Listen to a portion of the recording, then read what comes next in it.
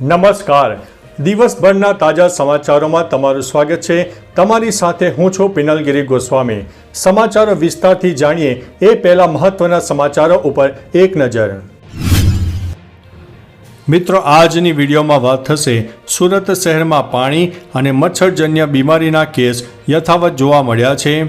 વલસાડની દરા ફરીથી ધ્રુજી 2.5ની તીવ્રતાનો આવ્યો છે ભૂકંપ. લો બોલો, પીઆઈના ભાઈના ઘરમાંથી ઝડપાયા છે જુગારીઓ. પ્રદૂષણ દૂર કરવા દિલ્હીમાં કરાશે કૃત્રિમ વરસાદ.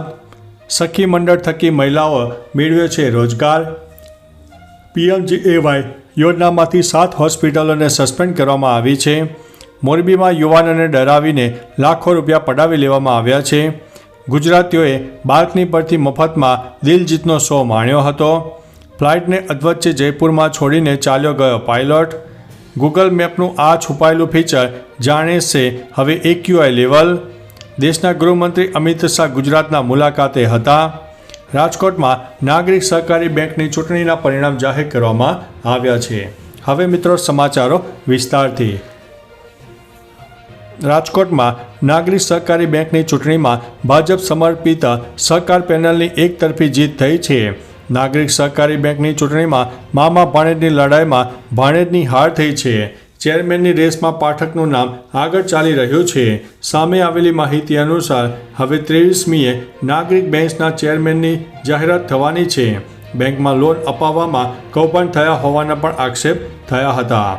મિત્રો, અન્ય મહત્વના સમાચારની વાત કરીએ તો દેશના ગૃહમંત્રી અમિત શાહ ગુજરાતના પ્રવાસે. દેશના ગૃહમંત્રી અમિત શાહ ગુજરાતના પ્રવાસે છે. 18 નવેમ્બરે સાંજે અમિત શાહ અમદાવાદ એરપોર્ટ ઉપર પહોંચ્યા હતા. ગૃહમંત્રી અમિત શાહે હિંમતનગરના હાજીપુર સાબરદાણ પ્લાન્ટ ખાતે 210 કરોડના કેટલ ફીડ પ્લાન્ટનું લોકાર્પણ કર્યું. તેઓએ કહ્યું કે અહીં આવતા પહેલાં મેં 800 જેટલી મહિલાઓ સાથે વાતો કરી. એક વાત સ્વીકારી કે અમે સન્માનપૂર્વક જીવીએ છીએ. તેનું કારણ સાબર ડેરી છે. મિત્રો, અન્ય મહત્વના સમાચારની વાત કરીએ તો ગૂગલ મેપનું આ છુપાયેલું ફીચર જણાવશે એર ક્વોલિટી ઇન્ડેક્સનું લેવલ. ગૂગલ મેપમાં ઘણા છુપાયેલા ફીચર્સ છે જેના વિશે ઘણા યુઝર્સ જાણતા નથી. આપણે ક્યાંય પણ જવું હોય તો આપણે તરત જ ગૂગલ મેપ ઉપર ત્યાં પહોંચવાના રૂટ ચેક કરીએ છીએ અને સ્થાન ઉપર પહોંચીએ છીએ. ગૂગલ મેપ્સમાં એર ક્વોલિટી ઇન્ડેક્સ ફીચર્સ છે જે તમારી આસપાસની હવાની ગુણવત્તા વિશે જણાવે છે. રિયલ ટાઈમ ટ્રાફિકની સાથે real time air quality index check કરવાની પણ સુવિધા ગૂગલ મેપમાં ઉમેરવામાં આવી છે. મિત્રો, અન્ય મહત્વના સમાચારની વાત કરીએ તો ફ્લાઇટને અધવચ્ચે જયપુરમાં છોડીને ચાલ્યો ગયો પાયલોટ. પેરિસથી દિલ્હી આવી રહેલી એર ઇન્ડિયાની ઇન્ટરનેશનલ ફ્લાઇટમાં એક અજીબો ગરીબ ઘટના બહાર આવી છે. આ ફ્લાઇટનો પાયલોટ પોતાનો ડ્યુટી ટાઈમ પૂરો થવાને કારણે ફ્લાઇટને અધવચ્ચે જયપુરમાં છોડીને ચાલ્યો ગયો હતો. પાયલટે કહ્યું કે તેની ફરજના કલાકો પૂરા થઈ ગયા છે. ફ્લાઇટમાં સવાર 180થી વધુ મુસાફરો જયપુર એરપોર્ટ ઉપર 9 કલાક સુધી પરેશાન રહ્યા હતા અને વૈકલ્પિક ફ્લાઇટની માંગ પણ કરી હતી. મિત્રો, અન્ય મહત્વના સમાચારની વાત કરીએ તો ગુજરાતીઓએ બાલ્કની પરથી મફતમાં દિલજીતનો શો માણ્યો. દિલજીત દોસાંત ભારતના વિવિધ શહેરોમાં કોન્સર્ટ કરી રહ્યો છે. ગુજરાતના ગાંધીનગરમાં યોજાયેલા તેના કોન્સર્ટ દરમિયાન એક રમૂજી ઘટના બની. દિલજીત ત્યાં પરફોર્મ કરી રહ્યો હતો. ત્યાં હોટલની બાલ્કનીમાંથી લોકો ટિકિટ વગર કોન્સર્ટ જોઈ રહ્યા હતા. જ્યારે તેના પર દિલજીતની નજર પડી ત્યારે તેણે કોન્સર્ટને અટકાવ્યો અને કહ્યું કે હોટલવાળા ગેમ રમી ગયા. દિલજીતનો આ વિડીયો સોશિયલ મીડિયા ઉપર વાયરલ થઈ રહ્યો છે. મિત્રો, અન્ય મહત્વના સમાચારની વાત કરીએ તો મોરબીમાં યુવાનોને ડરાવીને લાખો રૂપિયા પડાવવામાં આવ્યા છે.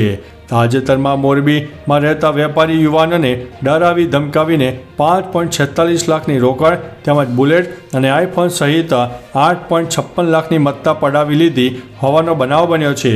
જે મામલે પોલીસે ગુનો નોંધીને તપાસ હાથ ધરી છે. 3 આરોપીને ઝડપી લઈને વધુ તપાસ ચલાવી રહી છે.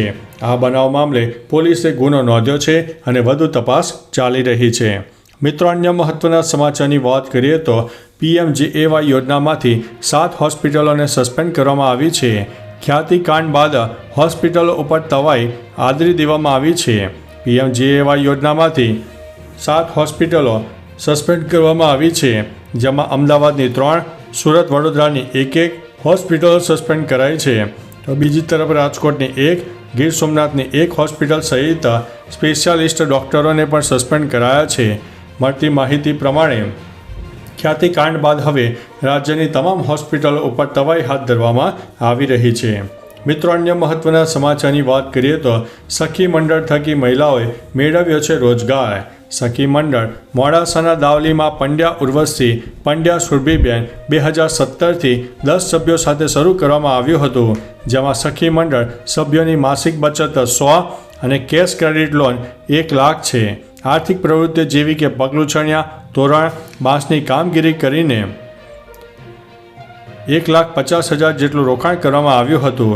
લાભાર્થીઓએ જણાવ્યું કે સખી મંડળમાં અમારા માટે એક આશીર્વાદરૂપ સાબિત થઈ છે. મિત્રો, અન્ય મહત્વના સમાચારની વાત કરીએ તો પ્રદૂષણ દૂર કરવા દિલ્હીમાં કરાશે કૃત્રિમ વરસાદ. દિલ્હીમાં વાયુ પ્રદૂષણ એર ક્વોલિટી ઇન્ડેક્સ 500ને પાર કરી ગયો છે, જે શ્વાસ લેવામાં મુશ્કેલી ઊભી કરે છે. દિલ્હીના પર્યાવરણ મંત્રી ગોપાલ રાયે કેન્દ્ર સરકારને કૃત્રિમ વરસાદ માટે પત્ર લખ્યો છે. તેમણે કહ્યું છે કે ગ્રેપ 4 લાગુ કરવા છતાં પ્રદૂષણ ઘટ્યું નથી. તેમણે કેન્દ્ર સરકારને ઇમરજન્સી મીટિંગ બોલાવીને કૃત્રિમ વરસાદ માટે NOC આપવા માટે કહીને દિલ્હીમાં પ્રદૂષણ ઘટાડવા માટે કૃત્રિમ વરસાદ એકમાત્ર ઉકેલ માનવામાં આવી રહ્યો છે. મિત્રો, અન્ય મહત્વના સમાચારની વાત કરીએ તો લ્યો બોલો, પીઆઈના ભાઈના ઘરમાંથી ઝડપાયા જુગારીઓ. સુરેન્દ્રનગરમાં પાટડીના વેલનાથનગરમાં જુગાર રમતી 5 મહિલાઓ સહિત 30 લોકોને ઝડપી પાડવામાં આવ્યા છે. આ જુગારીઓ પીઆઈ કિરણ ઠાકોરના ભાઈ મુકેશ ઠાકોરના ભાઈના ઘરે જુગાર રમી રહ્યા હતા, જ્યાં સ્ટેટ મોનિટરિંગ સેલે દરોડા પાડ્યા હતા. જુગારીઓ પાસેથી કુલ 7 લાખનો મુદ્દામાલ જપ્ત કરવામાં આવ્યો છે, જેમાં રોકડા 4.58 લાખ રૂપિયા, 3 વાહનો અને 26 મોબાઈલ જપ્ત કરવામાં આવ્યા છે. મિત્રો, અન્ય મહત્વના સમાચારની વાત કરીએ તો કચ્છમાં આવેલા ભૂકંપ બાદ હવે મંગળવારે સવારે વલસાડ જિલ્લામાં પણ ધરા ધ્રુજી હતી અને 2.5ની તીવ્રતાનો ભૂકંપનો આંચકો આવ્યો હતો. ધરમપુરના મોડા આંબ ગામે ભૂકંપનું કેન્દ્ર બિંદુ નોંધવામાં આવ્યું છે. ઊંચી ઇમારતોમાં રહેતા લોકોએ ભૂકંપનો અનુભવ કર્યો હતો. ડિઝાસ્ટર વિભાગે જણાવ્યું છે કે કોઈ નુકસાની કે અન્ય કોઈ ઘટના બની નથી. મિત્રો, અન્ય મહત્વના સમાચારની વાત કરીએ તો સુરત શહેરમાં પાણી અને મચ્છરજન્ય બીમારીના કેસો યથાવત જોવા મળી રહ્યા છે. સુરત વિસ્તારોમાં પાણી અને મચ્છરજન્ય કેસમાં વધારો થયેલો જોવા મળ્યો છે. તેવા સમયે અમરોલીમાં તાવ અને ઉલટી થયા બાદ બાળકી અને અલથાણામાં ઝાડા થયા બાદ આધેડનું મૃત્યુ થયું છે, જ્યારે સિવિલમાં 1.5 માસમાં ડેન્ગ્યુના 424, મેલેરિયાના 399, તાવમાં 339, ગ્રેસ્ટોના 147 દર્દીઓ સારવાર અર્થે પણ આવી રહ્યા છે. તો ચાલો મિત્રો, ફરીથી દેશ અને દુનિયાના સુપરફાસ્ટ સમાચાર લઈને મળતા રહીશું. ત્યાં સુધી અમને રજા આપશો. નમસ્તે.